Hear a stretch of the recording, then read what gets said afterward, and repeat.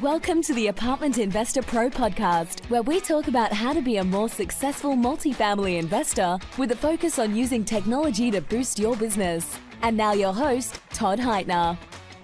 Welcome to episode 2 of the Apartment Investor Pro podcast. Today we'll hear from Neal Bawa. We'll be talking about how to choose the best cities to invest in apartments. I brought Neal on because of his data-driven approach to analyzing cities to invest in multifamily properties. In fact, Neal is often called the Mad Scientist of Multifamily. Neal treats his over $250 million multifamily portfolio as an ongoing experiment in efficiency and optimization. Neal lives by 2 mantras. His first mantra is that we can only manage what we can measure. His second mantra is that data beats gut feel by a million miles. These mantras and a dozen other disruptive beliefs drive profit for his over 300 investors. Today, Neal will be talking about the 5 most important numbers to look at when you're choosing a city to invest in. So let's get right into the interview. All right, so Neal, I want to thank you so much for coming on today. I know, lots of people want to know, how do I decide what city to invest in apartments? And I know you're all about the science behind this and analyzing the data to make good investment decisions. So could you tell us about your approach and how you choose cities to invest in? Sure. Just a little bit about myself. I'm a reformed technologist, so that, data science background, research background.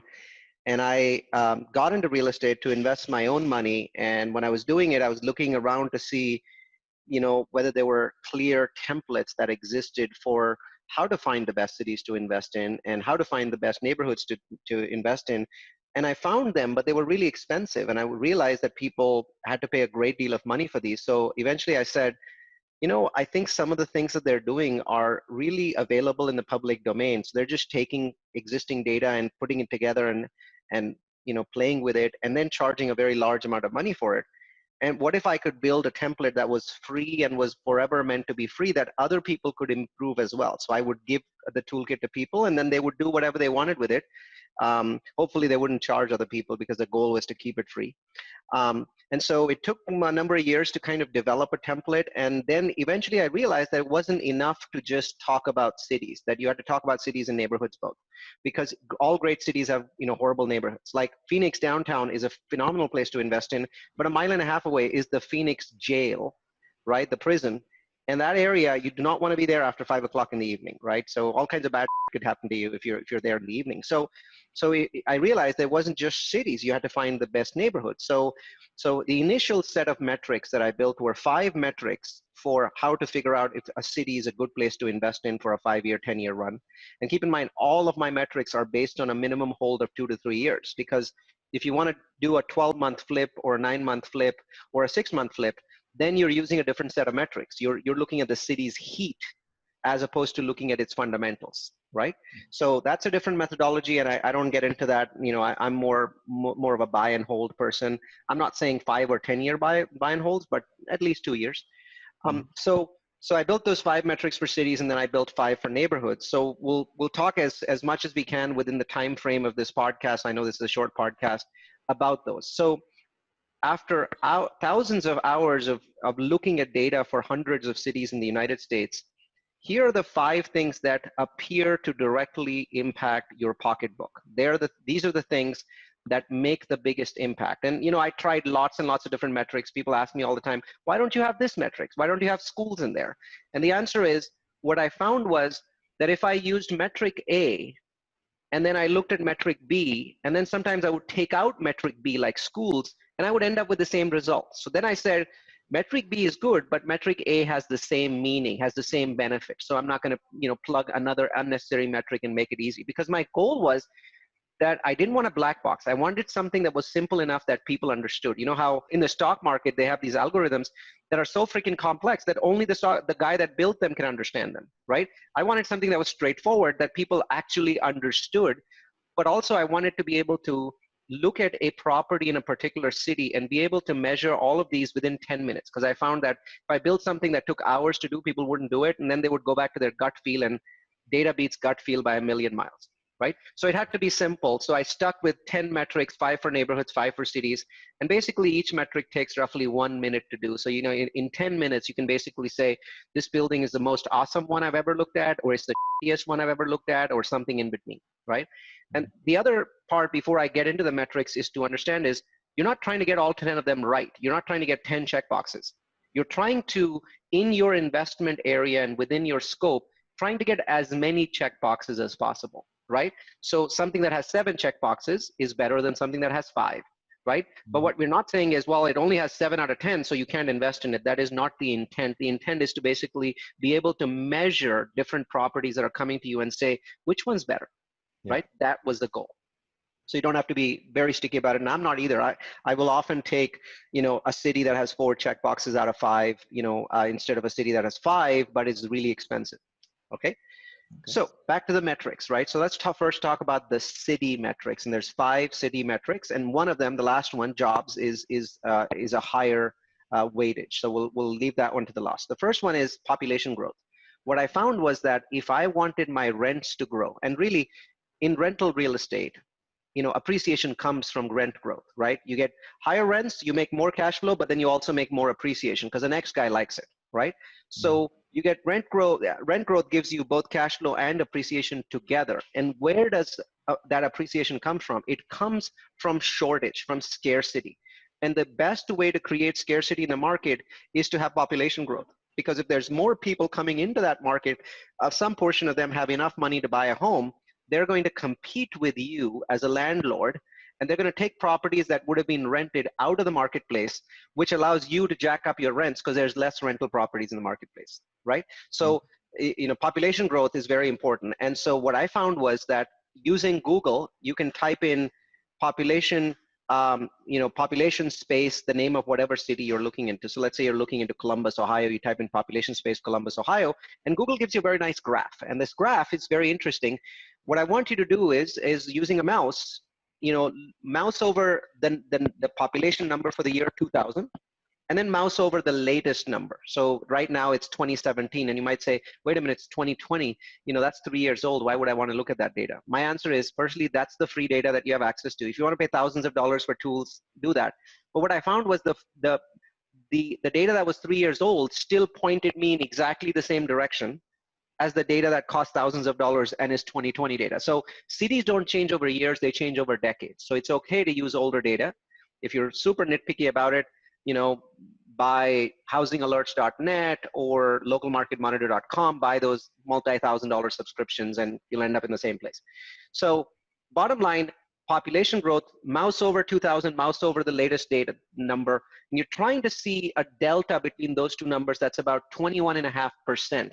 And as you can imagine, this number is like 21.5%. How am I going to remember that?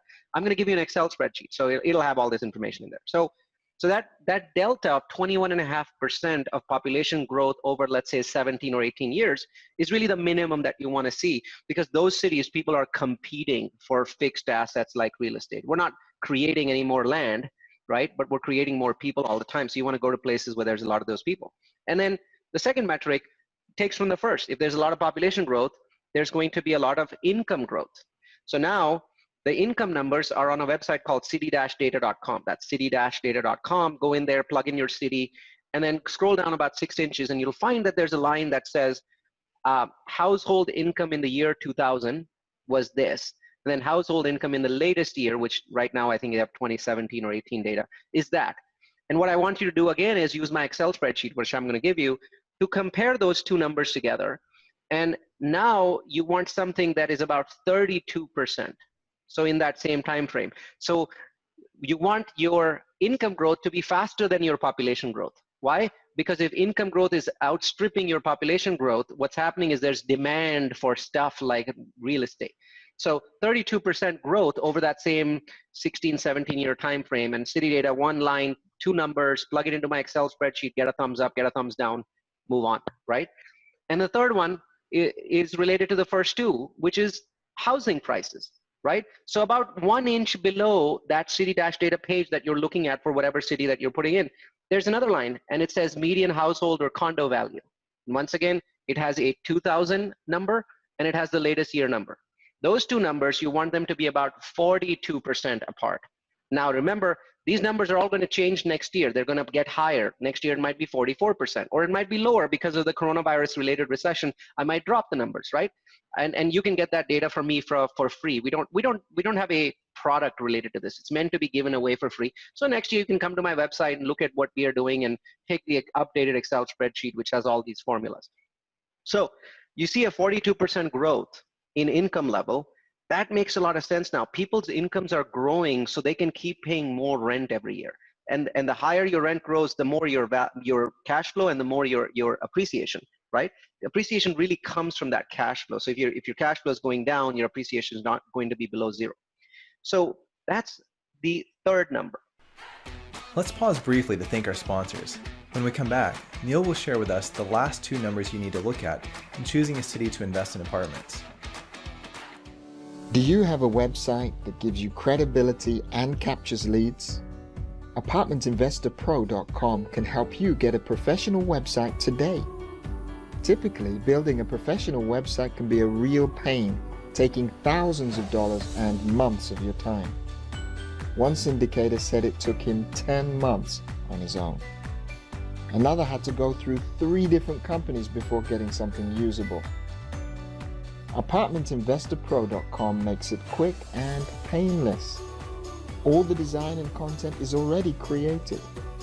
With 15 years of experience building websites for investors, ApartmentInvestorPro.com gives you peace of mind and lets you focus your time on finding deals and investors. These powerful websites capture contact information from your potential investors. You can even automate the follow-up process. No more letting good investor leads fall through the cracks. Save 10% on your website by going to ApartmentInvestorPro.com and using coupon code PODCAST. The fourth number I found was crime. You want crime to be reducing, and you want it to be below a certain threshold. Reducing and below a certain threshold. So same city-data page, scroll down like another 2 or 3 feet, and you'll come across a crime table. It's a big crime table. Ignore the whole table. At the bottom, there's a blue line, the only line that in the crime table that's blue colored. You want to make sure that the city that you're investing in, the number on the left is much higher than the number on the right, because the newest number is the number on the right. Got it? So from left to right, if the numbers are getting smaller, guess what's happening? Crime is falling. And you want to invest in a city where crime is falling, because if it's been falling, it'll probably keep falling. And then the last thing is you want the number on the far right, the newest number, which is probably a 2018 number in that table, to be below 500, right? You don't want to invest in cities where crime is very high, because when recessions happen, we just got into a recession this month, the crime doubles or triples, right? So you know, if you're starting from a low base of crime like Boise, Idaho, which is the lowest in the US, that number is 214. So it's going to double or triple in Boise over a recession, but it'll go up to 400 or 500. Whereas if you have a city like Memphis, which is at 850 now, when a recession starts, Memphis's number is going to go to 2200, right?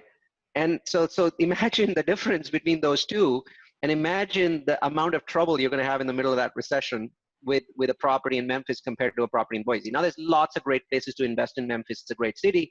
But I think that speaking purely from a numbers-based perspective, you can still make that measurement happen. It's fair to say that Boise is much safer than Memphis, even though there's many great places to invest in Memphis.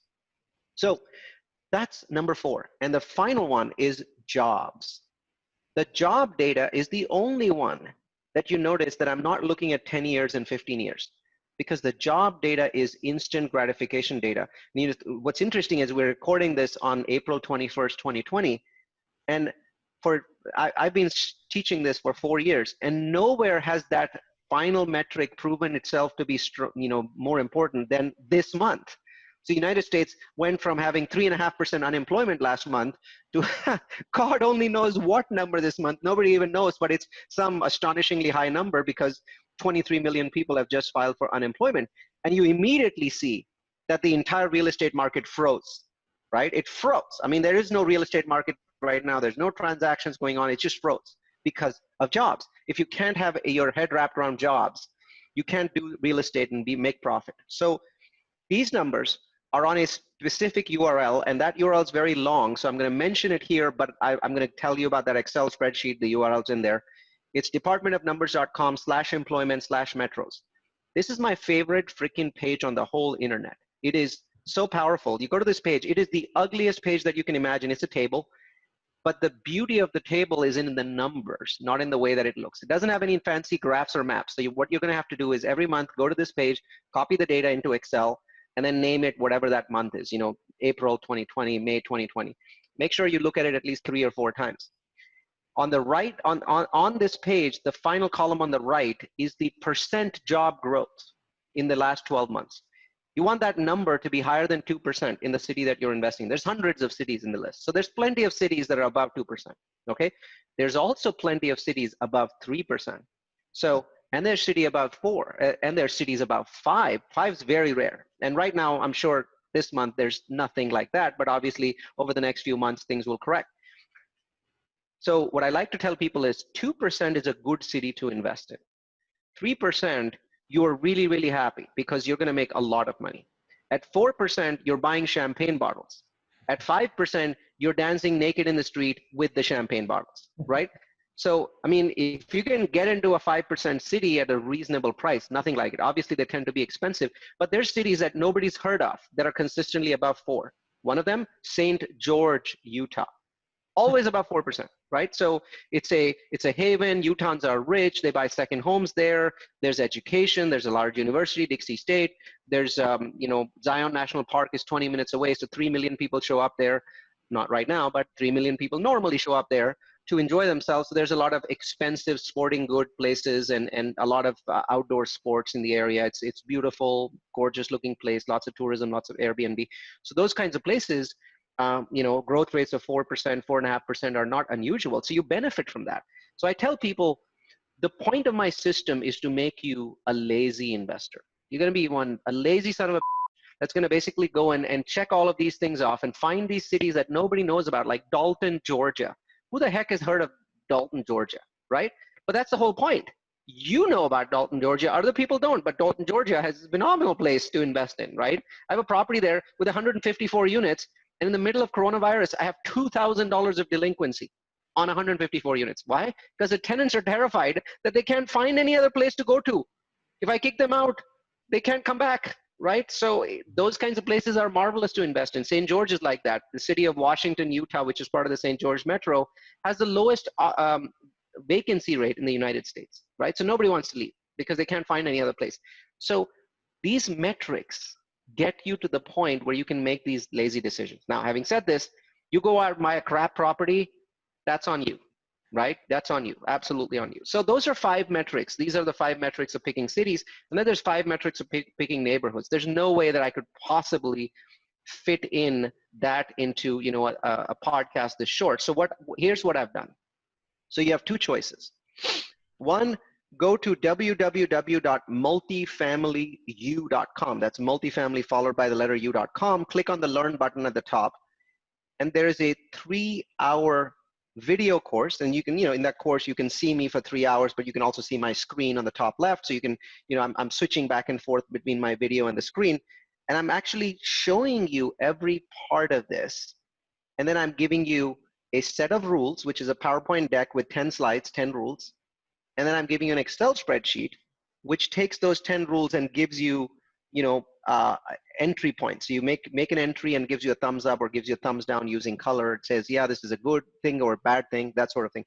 So the Excel spreadsheet, the Word document, and then the neighborhood metrics, which we obviously in this podcast haven't had time to teach. They're similar, but you're measuring it at a neighborhood level, right? So some of the metrics are the same. Others are unique, like poverty level, an ethnic mix. You don't look at ethnic mix at a city level, but you want a very nice ethnic mix at a neighborhood level. You don't want a neighborhood that's all African American, all white, or all Chinese, because now your marketing, you're going to end up spending 3 times as much money. So you want all of these people to like living there. You want a very nice ethnic mix, so now you can market to a whole bunch of people, right? And a whole bunch of audiences. So those things only matter at a neighborhood level. The city level doesn't matter. So all 10 of these metrics are at multifamilyu.com. Click the Learn button, and you'll get access to it. And the course is about me talking and showing, that I'm constantly doing demos for about 2.5 to 3 hours. It goes into great depth. There's advanced modules that talk about what is known as the path of progress. The most powerful concept in all of real estate when you're trying to make money is knowing what a path of progress is. And people talk about it a lot, Todd, but nobody has ever actually defined the path of progress. So here's what the path of progress is. It is a river of jobs that flows through every city in America. And like any other river, it flows in a certain direction, and then it turns and then doubles back on itself and then goes off in another direction. And then there's this little tributary that goes off on its own. That's a bunch of little jobs. And what's interesting is I've never found a city where the path of progress was more than 10, 15% of the city. It's always 5, 10, 15% of the city. And you don't typically want to invest inside the path of progress because you end up paying too much, but you want to invest directly in front of it or directly to the side of it. So investing 1 mile to the side of path of progress as it flows is good, or investing a mile in front of it when it's flowing in that direction, right, is good. So this river of jobs is the most powerful concept, but nobody had figured out how to map it over time. People know how to say, here's where the jobs are in Dallas, right? But do they know how to say, here's where the jobs were in Dallas 1 year ago, here's where they were 6 months ago, here's where they are today? The answer is the City Data website has an exact methodology to figure out the flow of the river, right? But it requires a lot of work. It's not something that you can get in 10 minutes. It's going to take you several hours to figure out the flow for a city. But imagine being able to invest directly in front of the river of jobs, right? 1 mile, 2 miles, 3 miles away. That would be phenomenal. I mean, in 10 years, you could end up with 10x the money, right? And you never want to sell those units because, the path of jobs is going to flow over your property, right? So that becomes a completely different kind of area once that happens. So you'd want to stick with that property forever because you'd make 20, 30% annualized. So that concept is taught in that course because it's a separate concept. It's a separate module. It takes about 20 minutes. Now, if you're wondering, do I have to buy anything? No. Do you have to, is there an upsell in that course? Will I tell you, oh, go here, buy my $200 a month subscription? Nothing like that. Nobody is going to tell you any of those things. And so people ask me, why do you do this? What's your in? My in is very simple. By the time you finish the course, you're going to see its power. I bought $260 million of real estate using this methodology. And there's plenty of people who realize, damn, this is a lot of work because this tells me where to invest, but I still have to go and do all the due diligence and find all the crap properties and do all the walkthroughs and then still manage them and do the tenants and the toilets. Or I see what Neal's doing. I like it. I believe in it. I'm just going to invest with him. That's our in. We have hundreds and hundreds of investors that are data-driven investors. Lots of them are geeks. We're in Silicon Valley, by the way, so best place in the world to have geek investors invested with you that have lots of money. And so that's our in. That's all we do. And so we give the system away. Lots and lots of people send me an email 3 years after they've seen it saying, hey, I've made lots of money. I've always felt guilty that I never gave any money to you. I just went off and invested and have benefited. And then I always send them an email back saying, don't worry, I'm making plenty of money from this system. So don't feel guilty about it. It wasn't you, it was somebody else. But no reason to worry. So we invite people to say, this is our methodology. And by the way, our methodology is not 10 metrics. Internally, we use dozens of metrics, which do not make sense for an individual investor to look at. But I'm buying or building $50 million buildings, right? So it makes sense to look at other more complex metrics, such as neighborhood supply and absorption rates and things like that, which you wouldn't care about less, and you shouldn't. But if you're building a $50 million building, you have to look at those as well. But the final foundation of everything we do is still these 10 metrics. When an incoming property comes into us and we're looking to buy it, we still use the same exact system to filter it, right? No underwriter in our company is ever going to underwrite a property until we've already filtered it through the same system. Because fundamentally, what can be more important than jobs and incomes and population growth and home price growth and crime? What can possibly be more important than that? These are the mega factors that control real estate in the US, right? Mm-hmm. So to me, I think it's a complete system. It works. Disclaimer, I'm not a professional data scientist. I'm an amateur data scientist. I give you what I come up with. you're still going to make your own mistakes. You're still going to buy shitty properties, but I think that your overall hit rate is going to be better with this product. And so that's it. Awesome. That's powerful stuff. So thanks so much for sharing that. That's gonna get, I know those tools will give people a huge advantage trying to analyze a city. So thank you for sharing that. And I know you mentioned your website, Multifamily U. Is that the best way for people to connect with you? Yes, we do a massive number of data-driven webinars. For example, for COVID, we do a town hall every week, either on a weekday or a Saturday, and so we alternate back and forth. And each week, it's a different theme. So the impact of COVID on X.